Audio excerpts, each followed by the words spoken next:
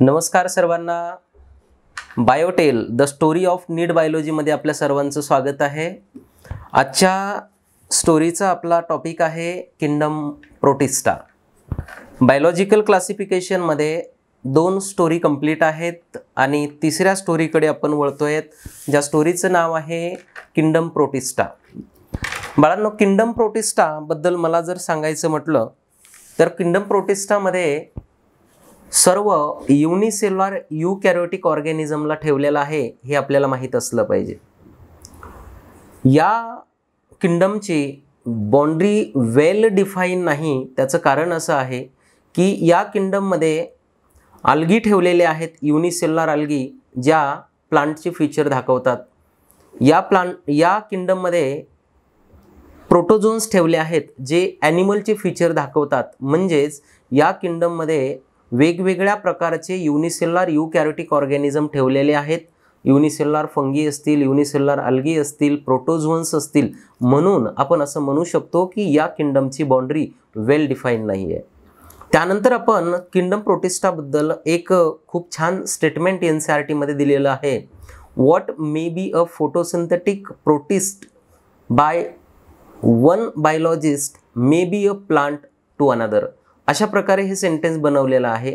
ज्यावेळेस यांचा स्टडी केला जातो त्यावेळेस काही सायंटिस्ट याला फोटोसिंथेटिक प्रोटिस्ट म्हणतात, कारण ते फोटोसिंथेसिस दाखवतात, तर दुसरे सायंटिस्ट त्याला प्लांट म्हणतात. असं एक सेंटेन्स आहे, हे लक्षात घेणं गरजेचं आहे. यानंतर आपण असं सांगू शकतो की किंगडम प्रोटिस्टामध्ये वेगवेगळ्या ऑर्गॅनिझम्सला इन्क्लूड केलेलं आहे. जसं की आपण सांगू शकतो यामध्ये क्रायसोफाइट्सला ठेवलेलं आहे, डायनोफ्लॅजेलेट्सला ठेवलेलं आहे, त्यानंतर युग्लेनॉइड्स आहेत, स्लाइम माउल्ड आहेत, प्रोटोझोन्स आहेत. असे 5 टोटल क्लास आपण किंगडम प्रोटिस्टामध्ये स्टडी करत असतो. किंगडम प्रोटिस्टामध्ये असलेले जेही ऑर्गॅनिझम आहेत त्यांच्याकडं वेल डिफाईन न्यूक्लियस आहे, मेम्ब्रेन बाउंड ऑर्गॅनिल आहेत. त्यांच्या बॉडीवर सिलिया, फ्लॅजेला किंवा कुणाकडं सिडोफोडिया हे वेगवेगळे स्ट्रक्चर आहेत मुव्हमेंट करण्यासाठी. त्याचबरोबर आपल्याला यांच्यामध्ये मोड ऑफ रिप्रोडक्शन जर आपल्याला सांगायचं म्हटलं तर मोड ऑफ रिप्रोडक्शनमध्ये बाळांनो हे असेक्सुअल रिप्रोडक्शन दाखवतात. जसं की बायनरी फिशन आहे, मल्टिपल फिशन आहे, त्याचबरोबर अजून बडिंग वगैरे, फ्रॅगमेंटेशन हे यांच्यामध्ये आपल्याला पाहायला भेटतं. आणि सेक्सुअल रिप्रोडक्शनमध्ये आपल्याला सांगता येईल की यांच्याकडं ज्या सेल आहेत त्या फ्यूज होतात, झायगोट फॉर्मेशन होतं आणि झायगोट डेव्हलप होऊन नवीन ऑर्गॅनिझम तयार होतो असं आपण सांगू शकतो. नेक्स्ट, यानंतर आपण जर किंगडम प्रोटिस्टाला पाहिलं तर किंगडम प्रोटिस्टामध्ये बाळांनो हे प्रायमरीली कुठं असतात तर ते ॲक्वॅटिक फॉर्ममध्ये प्रेझेंट असतात. म्हणजे हे पाण्यामध्ये आहेत, कुणी फ्रेश वॉटरमध्ये आहे, कुणी मराईन वॉटरमध्ये आहे, कुणी दोन्हीही वॉटरमध्ये आपल्याला सापडतात असं आपण सांगू शकतो. लक्षात ठेवायचं, किंगडम प्रोटिस्टा हे connecting link between kingdom Monera, kingdom plantae, kingdom fungi, kingdom animalia याच्यातली कनेक्टिंग लिंक म्हणून काम करतात. हे लक्षात ठेवायचं, कारण हे वेगवेगळ्या काही फीचर किंगडम मोनेराचे दाखवतात, तर काही फीचर्स हे kingdom fungi, kingdom plantae, kingdom animalia यांचे दाखवतात. म्हणून आपण असं म्हणू शकतो की they act as a connecting link between kingdom fungi, plantae आणि ॲनिमलिया. हे आपल्याला लक्षात ठेवणं गरजेचं आहे. बरं, आता यानंतर आपण किंगडम प्रोटिस्टाला आपण 5 क्लासमध्ये क्लासिफाय करतो, ज्याच्यामध्ये क्रायसोफाइट्स, डायनोफ्लॅजेलेट्स, युग्लेनॉइड्स, स्लाइम माउल्ड आणि प्रोटोझोन्सचा स्टडी करतो. सर्वात प्रथम आपण क्रायसोफाइटला स्टडी करू की क्रायसोफाइट म्हणजे नेमके काय.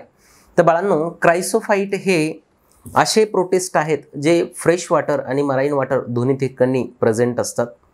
याचं जर एक्झाम्पल सांगायचं म्हटलं तर आपण डायॲटम्स आणि डेस्मिड हे त्याचं एक्झाम्पल आहे. डेस्मिडलाच आपण गोल्डन अल्गी म्हणतो. जेही डायॲटम्स आहेत ते त्यांना आपण चीप प्रोड्युसर ऑफ ओसियन असं म्हणतो. लक्षात ठेवायचं आहे, कारण ओसियनमध्ये जेही फोटोसिंथेसिस होतं तर ते मॅक्झिमम डायॲटम्स घडवून आणतात. म्हणून आपण म्हणतो की चीप प्रोड्युसर ऑफ ओसियन हे कोण आहेत तर डायॲटम्स आहेत. त्यानंतर यांचं नेचर जर सांगायचं म्हटलं तर बाळांनो हे मायक्रोस्कोपिक असतात, म्हणजे खूप स्मॉल साईजमध्ये प्रेझेंट असतात आणि पॅसिवली वॉटर करंट सोबत यस फ्लो करतात. जिकडं पाण्याची लाट जाईल तिकडे हे फ्लो करतात, तिकडे जातात असं म्हणता येईल. आणि अशा ऑर्गॅनिझम्सला आपण प्लॅंक्टन्स म्हणत असतो, लक्षात ठेवायचं. नेक्स्ट यानंतर यांच्याबद्दल सांगायचं म्हटलं तर मोड ऑफ न्यूट्रिशन यांचं हे मोस्टली फोटोसिंथेटिक प्रेझेंट असतात. सगळ्यात महत्त्वाचा पॉईंट जो आहे तर यांच्याकडं अगेन 2 फ्लॅजेला प्रेझेंट आहेत, जे फ्लॅजेला एक शॉर्ट आणि एक लॉंग अशा प्रकारे यांच्याकडं प्रेझेंट असतो. त्यानंतर आपण सांगू शकतो की यांची जी सेल वॉल आहे तर सेल वॉलमध्ये 2 थिन ओव्हरलॅपिंग सेल असतात which fit together like soap box. आपलं जे सोप ठेवण्याचा बॉक्स असतो ज्याच्यामध्ये खालचं एक कवर असतं, वरचं एक कवर असतं आणि ते 2 एकमेकांमध्ये असे फिट असतात, अशा प्रकारे यांची सेल वॉल आहे, लक्षात ठेवायचं. सेल वॉलमध्ये सिलिका भरपूर प्रमाणामध्ये असते म्हणून त्यांची सेल वॉल ही इनडिस्ट्रक्टिबल असते. आणि यांची सेल वॉल बिलियन्स ऑफ इयर्सपासून त्यांच्या हॅबिटेटमध्ये जमा होत राहते, अर्थवर पडत राहते, म्हणून आपण या अर्थला डायअटमॅसियस अर्थ असं म्हणतो, हे लक्षात ठेवणं गरजेचं आहे. यानंतर आता यांची सेल वॉल डिपॉझिट झाल्यामुळं तिथली जी सॉईल आहे तर तिचं ग्रिटी नेचर तयार होतं. आणि gritty nature of soil he polishing करण्यासाठी वेगवेगळ्या इन्स्ट्रुमेंटला किंवा भांड्यांना पॉलिश करण्यासाठी वापरली जाते. त्याचबरोबर filtration of oil and syrup यासाठी या सॉईलचा वापर केला जातो, हे आपल्याला माहीत असणं आवश्यक आहे. ही झाली क्रायसोफाईटची माहिती. यानंतर आपण सेकंड क्लास डायनोफ्लॅजेलेट्सकडे जातो.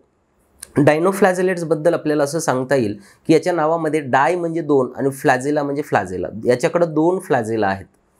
एक हा त्याच्या बॉडीला लॉन्जिट्युडनल असतो आणि एक हा ट्रान्सवर्स असतो, लक्षात ठेवायचं. एक उभा आणि एक आडवा असे 2 फ्लॅजेला याच्याकडे प्रेझेंट आहेत, हे लक्षात आलं पाहिजे. मोस्टली हे मराईन वॉटरमध्ये प्रेझेंट असतात, हे लक्षात ठेवायचं आहे. आणि मोड ऑफ न्यूट्रिशनबद्दल सांगता येईल की हे पण यस मोस्टली फोटोसिंथेटिक असतात, लक्षात ठेवायचं. हे वेगवेगळ्या कलरमध्ये पाहायला भेटतात डायनोफ्लॅजेलेट, जसं की ब्ल्यू आहे, ब्राऊन आहे, येलो आहे, ग्रीन आहे, रेड आहे. वेगवेगळ्या कलरमध्ये डायनोफ्लॅजेलेट्स प्रेझेंट असतात ओशियनमध्ये किंवा मराईन वॉटरमध्ये. आणि कोणता पिगमेंट त्यांच्या बॉडीमध्ये प्रेझेंट आहे त्याच्यावर यस ह्यांचा कलर डिपेंड असतो असं आपण म्हणू शकतो. बरं, आता यानंतर आपल्याला सांगता येईल की एक रेड डायनोफ्लॅजेलेट्स आहे ज्याचं नाव आहे गोनिओलॅक्स.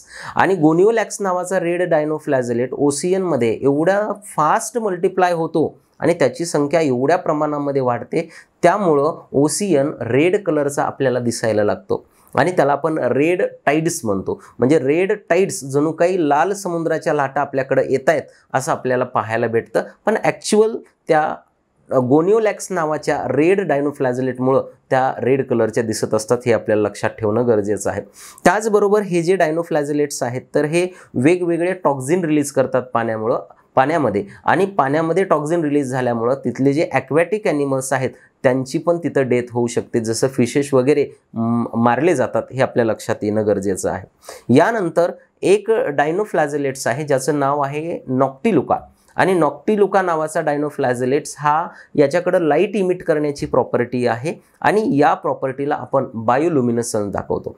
रेड डायनोफ्लॅजेलेट्सचं एक्झाम्पल आहे बाळांनो गोनिओलॅक्स आणि बायोल्युमिनेसन्स प्रॉपर्टी दाखवणारा डायनोफ्लॅजेलेट्स आहे नॉक्टिलुका, हे आपल्याला माहीत असणं आवश्यक आहे. यस, अशा प्रकारे आपण डायनोफ्लॅजेलेट्सला कंप्लीट केलेला आहे. आता डायनोफ्लॅजेलेट्सच्या सेल वॉलबद्दल एक महत्त्वाचा पॉईंट सांगतो की यांच्याकडे जी सेल वॉल आहे तर यांच्या आउटर सरफेसवर यस 2 सेल्युलोजिक प्लेट प्रेझेंट असतात. लक्षात ठेवायचं, आपण असं म्हणू शकतो की stiff cellulosic plate on their outer surface, म्हणजे त्यांच्या आउटर सरफेसवर स्टिप सेल्युलोजिक प्लेट प्रेझेंट असतात, लक्षात ठेवायचं. आता NCERT मध्ये जर आपण पाहिलं तर त्याची ही डायग्राम दिलेली आहे आपल्याकडं, आपण बघू शकतो NCERT मध्ये ही डायग्राम दिलेली आहे. आता या डायग्राममध्ये जर तुम्ही पाहिलं तर अप्पर जो पार्ट आहे याला इपिथिका म्हटलं जातं, जो लोअर पार्ट आहे त्याला हायपोथिका म्हटलं जातं. आणि इपिथिका आणि हायपोथिका या दोघांच्या मध्ये जी खाच दिसते त्याला आपण सिंगुलम म्हणतो. आणि या खाचेमध्ये एक असा उभा फ्लॅजेला आहे त्याला लॉन्जिट्युडनल फ्लॅजेला म्हणू आणि एक आडवा आहे त्याला आपण ट्रान्सवर्स फ्लॅजेला म्हणू. तर अशा प्रकारे डायनोफ्लॅजेलेट्स बद्दल आपल्याला इन्फॉर्मेशन आहे ती आपल्यापर्यंत पोहोचलेली आहे. ओके, आता यानंतर जर आपण तिसरा टाईप जर घेतला किंगडम प्रोटिस्टाचा, तर तो आहे बाळांनो युग्लेनॉइड्स.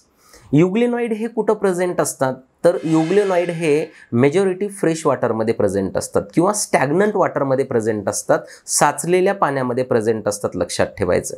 त्यानंतर युग्लेनॉइड्सबद्दल आपल्याला जर सांगायचं म्हटलं तर युग्लेनॉइडचं मोड ऑफ न्यूट्रिशन हे मिक्झोट्रॉपिक आहे.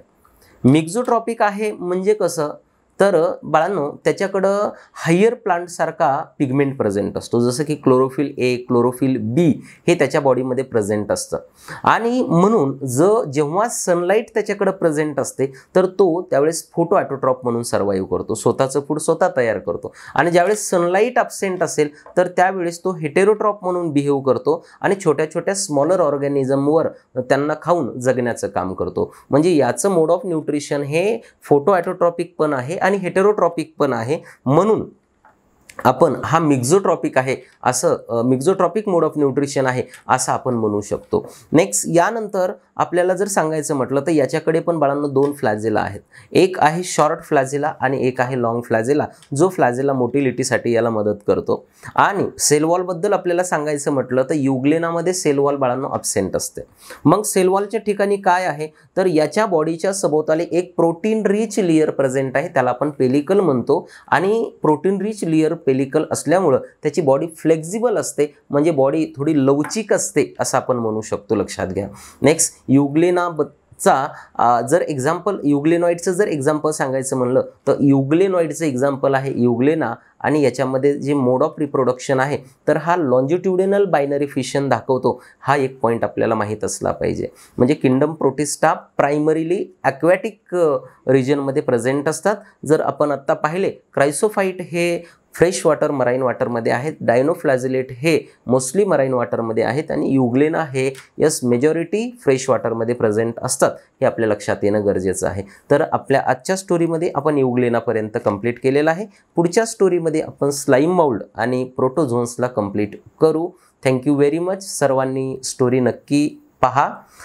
खूप छान प्रकारे नीट बायोलॉजीचं रिव्हिजन आपलं होऊ शकतं. आणि आवडल्यास like, share, comment, channel subscribe करा आणि आपल्या मित्रांना पण नक्की शेअर करा. Thank you very much.